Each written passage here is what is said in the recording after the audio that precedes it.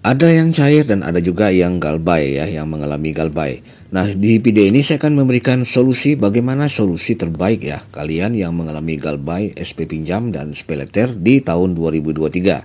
Simak video ini, jangan ada yang ketinggalan ya.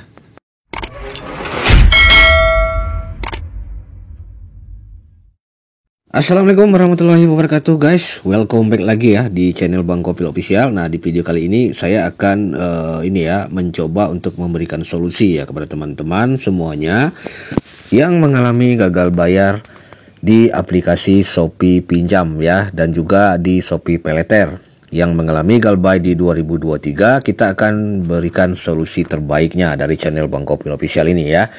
Nah, ini saya mendapatkan ya mungkin sebuah laporan ya dan juga curhatan ya dari seorang nasabah yang mengalami gagal bayar ya di aplikasi Shopee Peleter dan Shopee Pinjam. Ini nomornya saya blurkan ya, tidak saya perlihatkan kepada teman-teman semuanya ya untuk privasi yang bersangkutan.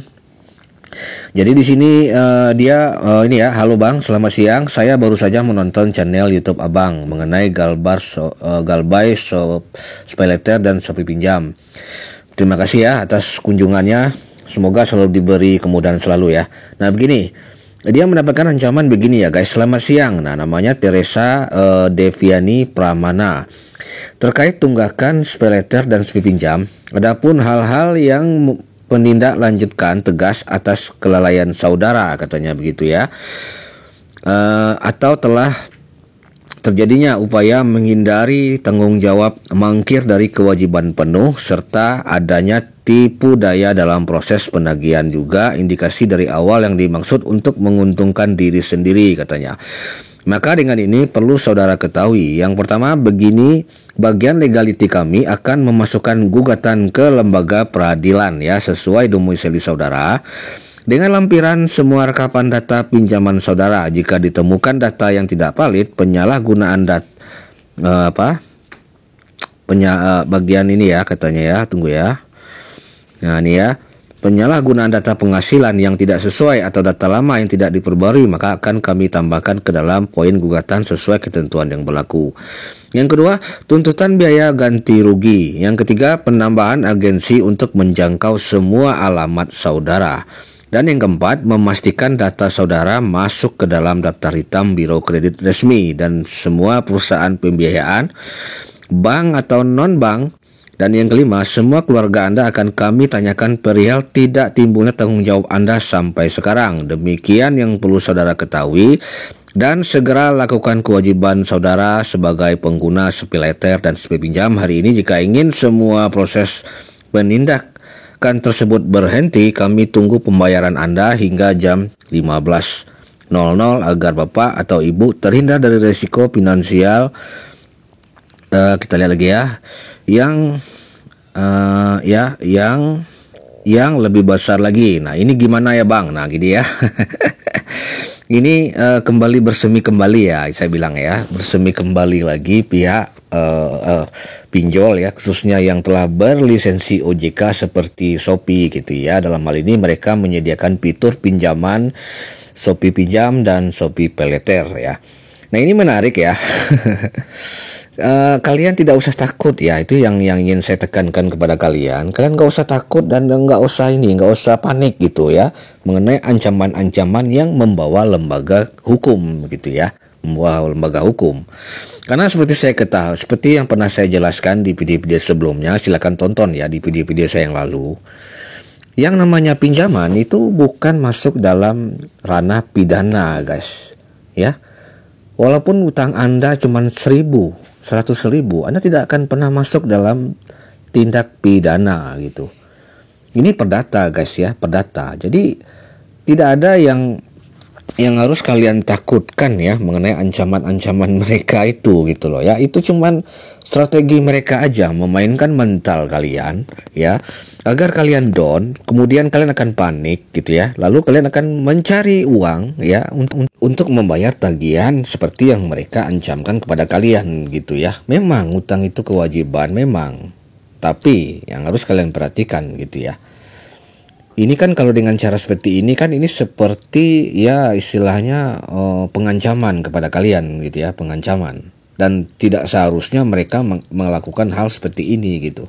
Secara profesional gitu ya.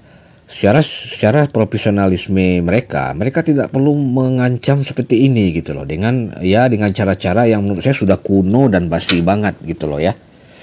Alangkah baiknya dengan cara yang baik gitu ya. Seorang debt collector itu harusnya dengan cara yang baik, mungkin menghubungi dengan baik ya, sesuai dengan pekerjaan mereka. Ini kan sangat brutal kalau menurut saya, sangat brutal.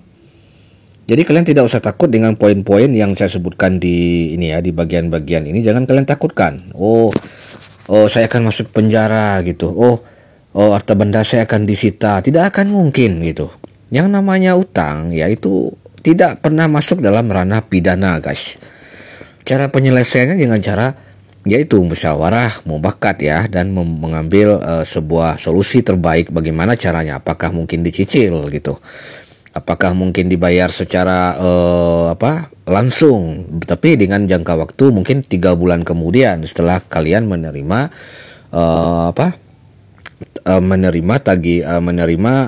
laporan dari pihak aplikasi dari Shopee ini gitu loh, mengatakan bahwa kalian punya tagihan sekian gitu ya. Jadi nggak usah kalian pusingkan hal ini, guys ya. Buat teman-teman semuanya yang melapor kepada saya ya, itu banyak sekali, guys ya. Ini salah satunya gitu ya. Jadi saya katakan tidak usah takut dengan ancaman-ancaman oleh debt collector itu gitu. Ini kan cuma cara-cara mereka saja, bagaimana caranya agar mental kalian itu runtuh, mental kalian itu down, dan kayaknya kalian panik sendiri dan cemas kan akhirnya. Nah, ini yang tidak baik, yang sering terjadi hal-hal yang tidak kita inginkan ya. Itu akibat dari mental dari kita yang tertekan ya, gara-gara serangan ya dari pihak debt collector ya, baik itu Shopee ataupun pinjol OJK lainnya, yang seharusnya mereka tidak melakukan hal seperti ini gitu loh. Sebagai konsumen mereka, kalian harusnya dilindungi gitu. Harusnya seperti itu, tapi kan sekarang tidak, berbeda. Mereka menggunakan cara-cara Vietnam ya, perang Vietnam gitu. Jadi menggunakan cara perang Vietnam dengan segenap hati mereka ya, agar kalian membayar uang. Itu intinya di situ gitu. Cuman ya ini saya memberikan sedikit ya pencerahan kepada kalian ya. Yang namanya utang tetap dibayar gitu ya. Kita punya utang ya, kita bayar gitu. Cuman dengan cara yang baik gitu ya. Mungkin kalian bisa bayar pokok utangnya saja gitu. Atau kalau bunganya ya jangan dikasih bunga yang yang parah gitu ya. Kasih bunga yang sesuai dengan peraturan dari OJK sendiri gitu, berapa persen gitu ya. Nah gitu kan, 90 hari itu kita tidak melakukan pembayaran kan, denda kan udah dihapus itu. Jadi kalian bisa lakukan solusi dan musyawarah lah kepada pihak aplikasi pinjol yang berlisensi OJK ini gitu. Jadi jangan kalian pusingkan hal ini gitu ya. Sesuai dengan pengalaman saya, hal itu terjadi cuman ya paling 1 bulan, 2 bulan, 3 bulan lah kalian akan digangguin oleh pihak debt collector pinjol OJK ini gitu. Kalau kalian memiliki tagihan ataupun mengalami gagal bayar gitu ya. Nah gitu. Jadi kalian solusi terbaiknya ya udah, kalau kalian pusing benar, kalian tinggalkan aja, abaikan aja, kalian ganti nomor, ganti HP juga gitu. Restart, kalau nggak mau restart HP-nya ke mode pabrik gitu. Nah itu insya Allah ya, kalian tidak akan diganggu lagi oleh tagihan-tagihan seperti ini gitu. Jadi kalian bisa fokus gitu kan, mencari solusi bagaimana caranya untuk melakukan pembayaran tagihan ini nantinya gitu. Dan ya kalau yang udah terlanjur galbay ya itu aja sih solusinya, nggak ada cara lain gitu ya. Kalau dilawan ataupun kita tanggapi ya berbahaya, guys. Mereka akan terus menghubungi kalian gitu. Jadi hindari aja mereka. Tidak akan pernah mereka datang ke tempat kalian, saya pastikan.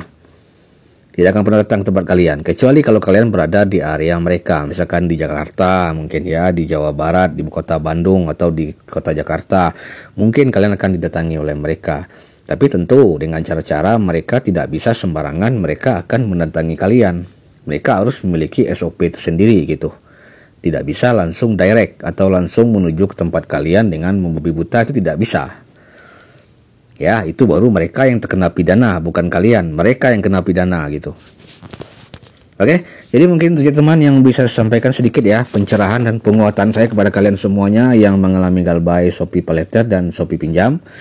Semoga bisa bermanfaat informasi ini ya, dan juga video ini tentunya yang saya harapkan terutama buat teman-teman yang sudah melaporkan kepada saya ya, semoga menjadi penguatan lah ya video ini buat kalian semuanya gitu. Seperti biasa, jangan lupa tekan tombol subscribe dan nyalakan loncengnya agar channel itu terus berkembang dan memberikan manfaat kepada kita semua. Akhirnya saya ucapkan assalamualaikum warahmatullahi wabarakatuh. Markisan, sukses buat kita semua.